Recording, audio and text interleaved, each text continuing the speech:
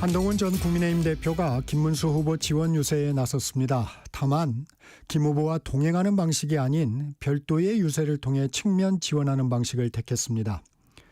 처음으로 유세를 시작한 곳은 부산 광안리였습니다. 이곳을 지역구로 두고 있는 국민의힘 정연욱 의원 전화 연결합니다. 정 의원님 안녕하세요. 네네, 반갑습니다. 네. 어제 부산 수영구 현장에서 한동훈 전 대표가 지원 유세를 했어요. 현장 분위기 어땠습니까? 네. 솔직히 휴일도 아닌 평일 저녁이어서 많은 분들이 오리라고 큰 기대는 안 했습니다. 네. 다만 이제 실제로 이제 기대는 빗나갔습니다. 수만 명이 모이셨고 멀리 미국에서까지 직접 오신 분들도 계셔서 저도 약간 놀랐습니다. 아마 지금 대선 기간에 아마 여든 야든 상당히 좀 주로 아마 동원된 분들이 좀 많이 모이던데 네네. 자발적으로 이렇게 참여한 인원이 이렇게 모인 건 상당히 이례적인 것 아닌가. 저도 상당히 좀 놀랐습니다. 한동훈 전 대표 수영구를 첫 유세지로 선택한 이유가 있을까요? 수영구는 이렇게 봐야 될 것 같습니다. 저도 한 대표가 가까운 건 사실이고요. 부산에 대한 애정이 있지 않을까 싶습니다. 수영구는 네. 광안리라는 곳이 워낙 전 국민들이 알고 있고 공유하는 곳이라서 상징적인 장소이기도 합니다. 부산이라는 곳에 대한 애착이 있는 것 같습니다. 부산에서 지금 지지율이 솔직히 잘 안 나오기 때문에 김문수 네네. 이런 부분을 좀 끌어올려야 된다는 절박감도 있지만 부산이라는 곳이 아마 한동훈 대표가 아마 검사 시절만 2번에 자천된 곳이기도 합니다. 아, 네. 그리고 부산에서 승리한 기억들이 있습니다. 정치권이 입문한 이후에. 네. 지난 총선 때 부산이 민주당 후보가 한때 7, 8석까지 가져간다는 얘기들이 돌 정도로 부산이 흔들렸습니다. 지금 한 대표가 직접 부산에 내려와서 상당한 선거 지원한 덕분에 저는 그렇게 봅니다. 부산의 18개 선거구 중에 국회의원 선거구 18구, 17곳을 저희가 국민의힘이 당선됐습니다. 네. 그리고 지난해 10월 금정구청장 보궐선거 때도 한때 흔들리고 질 수 있다는 위감이 돌았습니다. 한 대표가 아마 6번 정도 내려와서 23%포인트 차로 상대 후보를 꺾었습니다. 이런 승리의 기억들이 크게 작용하지 않을까. 이것이 이번 대선에도 상당히 영향을 미치지 않을까라고 생각하신 것 같습니다. 유세 방식도 좀 관심을 끌었는데 유세 네네. 차량에 오르지 않고 거리를 걸으면서 시민들과 만났어요. 어떻습니까? 꼭 유세 차량에 오를 필요는 없습니다. 광안리에는 워낙 이렇게 많은 지지자들과 일반 시민들이 합류하기 때문에 네. 자칫 유세 차량이 전반적으로 혼선을 줄 수도 있는 겁니다. 그리고 자연스럽게 이렇게 지원 유세에 나서는 것은 아마 아시겠지만 경선의 마지막까지는 결선 주자의 생각은 다를 수밖에 없습니다. 네. 그리고 완전히 다른 생각이 다른 분들은 지지층도 다를 수밖에 없지 않습니까? 그렇지만 그래도 이렇게 나와서 해야 된다는 지금 상황이 상당히 절박하다는 그 반증이 아닐까 싶습니다. 지금도 잠깐 언급해 주셨는데 한동훈 전 대표 물론 생각의 방향 또 조금 달랐지만 김문수 후보 지원 유세에 나선 배경 다시 한번 설명을 해 주시면요. 이재명 민주당 세력에 대해서 정권이 넘어갈 수 있다는 위기감은 아마 저희 지지자층들 그리고 상당수 일부의 중도층도 그런 부분에 공감이 있을 거라고 생각합니다. 하지만 저희가 어찌 보면 외부에서 볼 때는 이런 부분들이 잘 뭉쳐지지 못해서 이렇게 오히려 이재명 민주당의 뭔가 정권을 헌납한다는 분위기를 줘서는 안 될 것으로 생각합니다. 저희가 정치는 앞으로 1, 2년이 아니라 계속적으로 가야 될 법이기 때문에도 그렇고 저희를 믿고 따르는 상당수 국민들 지지층에 대한 자세도 아닌 것 같거든요. 아마 그런 부분들 때문에 더 이상 이런 부분을 다 진행할 필요는 없습니다. 다만 방식에 대해서는 이런 부분을 분명히 얘기하고 싶습니다. 2007년도 그때 아마 한나라당의 경선에서 노무현 정권의 실정 때문에 저희가 당선이 된다 그래서 당선이 유력하다 그래서 이명박 박근혜 후보의 경선 대결이 치열했습니다. 네. 하지만 그때 박근혜 후보가 지면서 경선 승복을 선언했고 그때 당시 그것이 대세를 결정지었습니다. 박근혜 후보는 마지막까지 그렇다고 해서 선대에 합류는 하지 않고 마지막까지 독자적인 지원 유세로 했습니다. 그게 각자의 지지층들 결합하는 시너지 효과를 그 기대하는 최선의 방식이었다 생각합니다. 2021년도 윤석열, 홍준표 결선 주자들도 그렇게 했습니다. 홍준표 대표도 선대위 들어가는 문제를 놓고 얘기하지 않았습니다. 원래 그렇게 하는 걸로 저는 정치적 선례가 있다고 생각합니다. 그런 방식을 이번에도 택하는 거군요. 네, 그렇게 봅니다.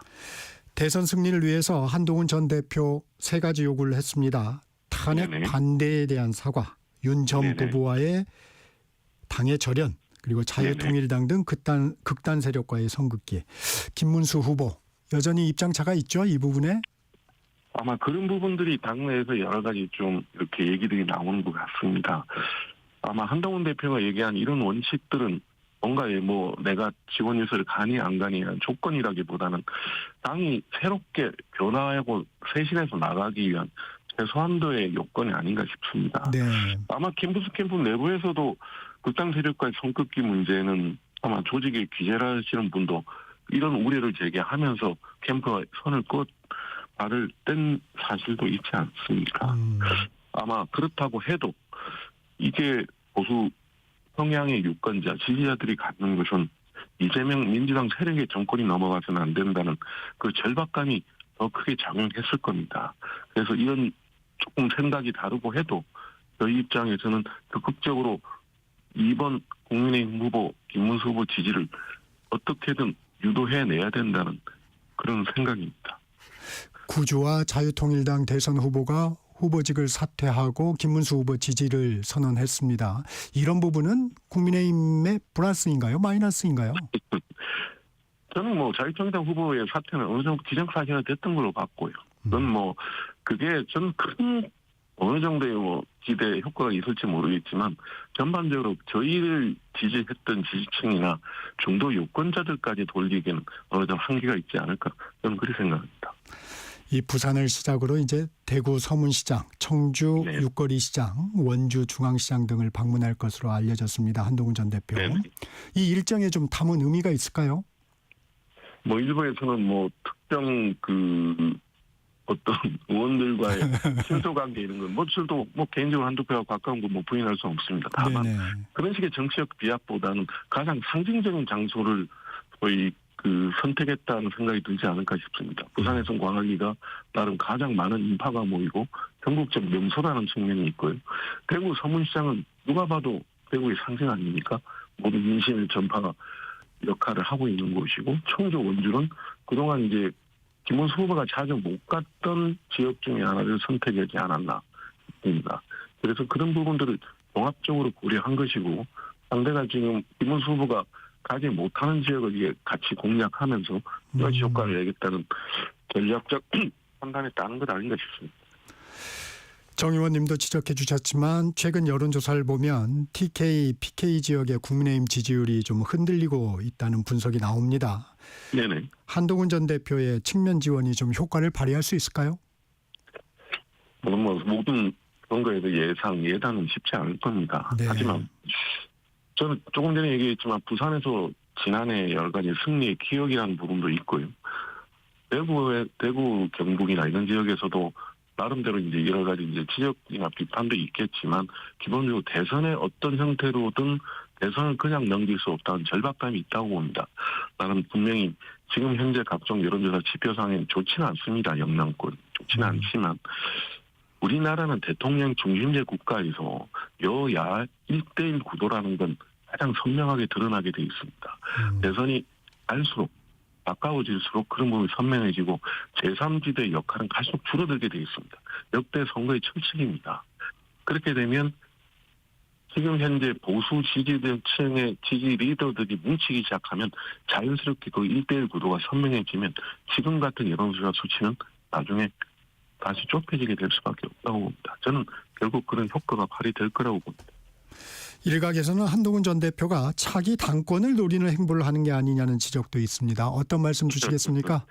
자기 당권이나 이런 부분들은 여러 가지 정치 공학적 측면 아니겠습니까? 지금 그런 얘기를 논한다는 것 자체가 서로가 좀 대선을 앞둔 입장에서는 서로 상가해야 될 이유고요.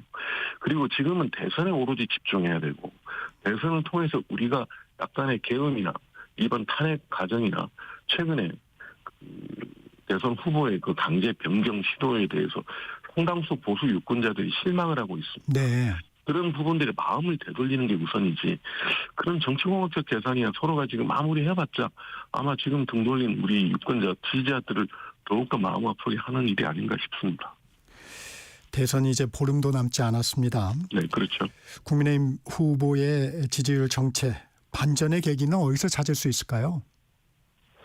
지금 당내 일각에서는 여러 가지로 해서 지금 어차피 지금 큰 후보는 3파 정도 들어갔는데 이준석 후보와의 단일화를 얘기 많이 하는 것 같습니다. 네. 제 입장에서도 저희 한동훈 대표가 직접 이렇게 지원 유세까지 나선 이상 이제는 이준석 후보와의 그 단일화 문제를 마지막 반전 카드로 생각하는 것 같습니다.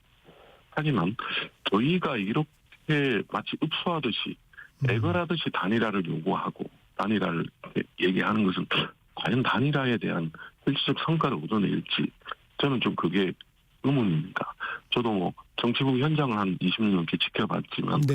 단일화는 결국 스스로의 힘을 키워서 이끌어내는 거지 누구를 하게 해달라 매달려서는 안 됩니다.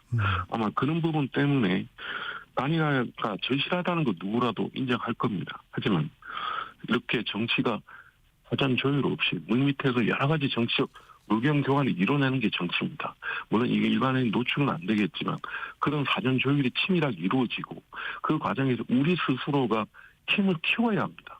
우리 스스로 힘을 키워내지 못하면 우리가 마치 매달리는 듯한 단일한 효과를 발휘할 수가 없습니다. 그럼 결국 극적인 반전 효과도 없지 않을까 싶습니다. 그런 부분들을 좀 지도부도 면밀하게 검토해 주시면 검토해야 될 때가 아닌가 싶습니다. 말씀해 주셨듯이 힘을 키운다는 말은 곧 스스로 지금 지지율 상승이 좀 이루어져야 된다. 이런 의미로 받아들일 수 있겠군요. 후보 캠프가 후보 스스로가 이걸 적극적으로 움직여서 뭔가를 올려내야 되는 겁니다. 그럼 후보 주변의 모든 분들이 스스로 힘을 키워내는 게 가장 우선입니다. 그래야 단일화를 우리가 주도할 수 있습니다. 그래야 극적인 반전 효과, 사람들 공감을 얻어낼 수가 있지 않을까 싶습니다. 역대로 단일화는 그렇게 해야 성공했습니다. 첫 TV 토론회가 열렸습니다. 예. 주목하신 부분 있으십니까? 다 열심히 하셨고 나름대로 공약을 발표하셨고 나름 여러 가지 좀 경제 분야이지만 나름대로 이제 국민적 포부력을 끌어낼 수 있는 부분도 있었습니다. 다만 저는 이제 이재명 민주당 후보의 여러 가지 좀 문제가 되는 발언들, 네. 커피 원가 문제나 호텔 경제학 발언이나 이런 부분들의 공격이 더 좀 파고들었으면 하는 저희 후보나 이준석 후보도 얘기를 많이 했지만 좀 더 매서운 공격이 벌어졌어야 되지 않을까 하는 좀 생각이 많이 들었습니다. 앞으로 다음 사회 분야, 정치 분야도 있겠지만 또 좀 공격이 더 매섭게 들어가서 국민들이 그 판단의 기준을 더 명확하게 드러낸 그런 좀 노력이 더 필요하지 않을까 그런 좀 생각이 많이 들었습니다. 김문수 후보가 토론에서 계엄은 잘못됐지만 내라는 재판 중이라며 아직 판단이 남았다고 했습니다. 이 발언은 어떻게 들으셨습니까? 예, 내란이라는 표현은 좀 민주당이 시작부터 내걸었던 하나의 프레임이라고 생각합니다. 네. 하지만 지금 이게 기소가 되는 상황에서 재판이 진행 중인 부분들은 저희가 그런 식으로 멀리 우리 문제가 아니다 식으로 보는 건 아닌 것 같습니다. 물론 내란이라는 프레임 자체는 저희도 공감하기 어렵습니다만 계엄이나 이 부분에 대한 더 철저한 사과 저희가 사과를 해서 저희가 모두 무릎을 꿇자는 차원이 아니라 이걸 토대해서 저희가 보수 지지자들이 느끼는 가장 큰 문제는 부끄럽게 해서는 안 된다는 겁니다. 보수 지지자들은 부끄럽게 만들어버리면 투표장에 나가질 않습니다. 모든 여든 야든 지지자들이 부끄럽게 안아야 되고 당당하게 우리가 이렇게 됐으니 우리는 이렇게 하겠다고 나가는 것이 가장 당당한 선거 캠페인이라고 생각합니다. 이 탈당한 홍준표 전 대구시장이 윤 전 대통령이 탈당했기 때문에 김문수 후보를 지지하겠다는 얘기를 했고 또 민주당과 손잡을 일은 절대 없다고 말한 것으로 특사단이 전했습니다. 네. 홍 전 시장 어떤 방법으로든 국민의힘에 힘을 보탤까요? 저도 홍준표 전 대표 편하긴 한데 저도 한 오래전부터 자주 만나왔던 정치인 중에 하나입니다. 네. 경륜도 있으시고 근데 아마 조금 전에 자신의 SNS 통해서 이렇게 얘기했다고 제가 네. 봤습니다. 아마 특사단 얘기를 하신 것 같은데 모두 돌아갔습니다. 그리고 대선 끝난 후 돌아간다는 입장 변화 없습니다. 저도 이렇게 생각했습니다. 홍준표 대표가 탈당까지 하고 정계 은퇴를 선언하고 하와이를 간 이상 이분이 그렇게 특사단에 왔다고 해서 말을 바꾸진 않을 겁니다. 아마 경선 기간에 본인이 느꼈던 아마 윤 대통령과의 그런 여러 가지 좀 앙금 등 그렇게 쉽게 해소가 되겠습니까? 그리고 그런 부분들을 가지고 본인 입장을 지금 뭐 갑자기 또 이재명 민주당 후보 캠프에 어떻게 합류한다는 얘기를 한다는 것도 일부 지지자들이 움직였다고 해서 후보가 움직이는 것도 차원이 다른 문제이기 때문에 네. 아마 그런 부분 때문에 본인의 거취를 놓고 이렇게 뭐 바람 왔다 갔다 하듯이 흔들리듯이 하지는 않을 것 같습니다. 저는 그렇게 쉽게 복귀하리라고 기대하지 않습니다. 한덕수 전 총리는 왜 선대위에 참여하지 않는 건가요?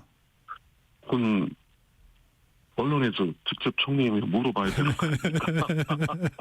뭐 저도 잘 모르겠습니다. 다만 분명히 아쉬운 건 사실입니다. 본인이 어떤 뭐 논란의 방식이 돼서 여러 가지가 있겠지만 결론적으로 이 부분에 대한 단일화를 했고 단일화를 요구했던 것은 결국 전체 우리 파일을 키워보자는 계산 아니었을까요? 네. 그런 부분들은 누구나 그래서 한덕수 단일화 요구가 김문수 후보가 마지막 경선 과정에서 승리할 수 있었던 요인인 건 분명하지 않았습니까? 그렇다면 그 마지막까지 온 국민을 상대로 얘기했던 내용들이 있지 않습니까? 네. 이 정도는 우리가 얘기를 해야 되는 것이고 지금 현재 전체 김문수 선대위가 이 부분을 적극적으로 더 해서 한덕수 총리를 이렇게 다시 한번 저희 단일화 요구를 다시 한번 이렇게 네. 반영하는 느낌으로 합류를 요청해야 되지 않을까 싶습니다. 김용태 비대위원장이 대선 후보 배우자의 TV 토론을 제안했습니다. 네. 이재명 후보가 거절하긴 했습니다만 이 제안은 어떻게 보셨어요? 그 제안을 한 뭐 의도야 많은 국민들 다 아실 것 같습니다. 제가 뭐 직접 얘기하지 않아도. 네. 하지만 정치적으로 충분히 국성을 거쳤느냐는 부분에 대해서는 제가 충분히 아쉬움이 있습니다. 저희가 이번 조기 대선을 치른 근본적인 이유는 계엄으로 인해서 촉발된 여러 가지 요인들, 물론 민주당의 과도한 출탄핵이 그 요인도 됐겠지만 계엄이란 근본적인 문제에서 출발한 거 아닙니까? 그렇다면 이런 여러 가지들이 깔려있는 배경에는 저희가 갖고 있는 그 여사에 대한 저희 윤 대통령 여사에 대한 여러 가지 부분들이 지금 짙게 그림자가 지워져 있는 것도 사실입니다. 네. 그리고 국민들은 그 부분도 보고 있을 겁니다. 그리고 과연 우리가 대통령 영부인의 역할을 미국처럼 공적인 역할로 보지는 않습니다. 그렇다면 우리가 과연 이 부분을 영부인 하실 분들까지도 디베이트의 대상에 올려야 돼 하는 건 좀 다른 것 같습니다. 네. 이 부분을 지적하고 싶습니다. 이준석 후보가 마치 어찌됐든 김용태 비대위원장은 어찌됐든 임시적이지만 당 대표격입니다. 네. 이런 분을 상대로 혼낸다? 그건 오늘 선을 넘는 행위입니다. 그리고 이런 특정 공당의 대표를 혼낸다? 그건 당이 묵과할 수 없는 사안입니다. 아주 잘못된 겁니다. 이준석 후보가 배우자가 없지 않습니까? 아무도 그렇다고 혼낸다고 할 수 있습니다. 네. 더불어민주당 쪽 상황도 보겠습니다. 빅텐트는 민주당에서 지금 이루어지고 있습니다. 김상욱 네네. 의원이 국민의힘 탈당 후에 민주당에 입당을 했고 개혁신당 김용남 정책위 의장, 문병호 전 의원, 허은하 전 대표 등 보수 정치인들이 민주당으로 향하고 있습니다. 이 같은 상황은 어떻게 보고 계십니까?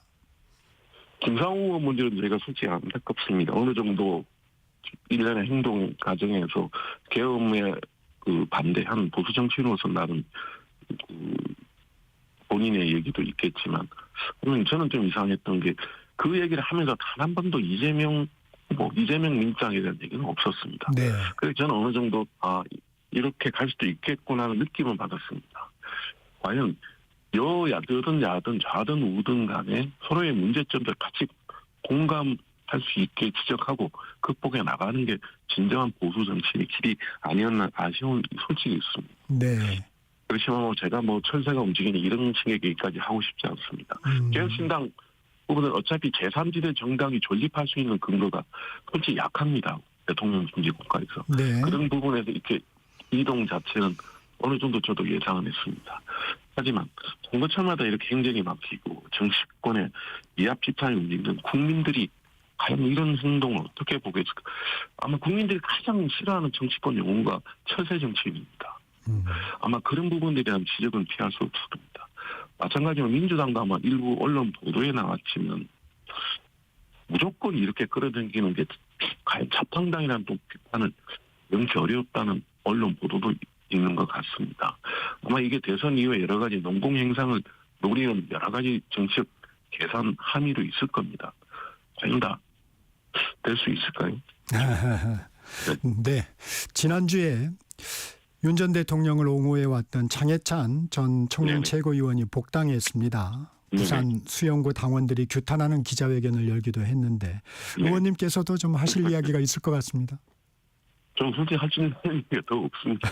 우리 수영 주민들이 다 입장을 밝혔고요. 네, 다만 저는 그분의 여러 가지 당의 여러 가지 생각에 대해서는 여러 가지 의견을 저는 알고 있습니다만 과연 이 시점에 저희가 중도로 더 외연을 넓혀서 이른바 안명 빅텐트의 외연을 넓혀야 하는 절박한 시점 아닙니까?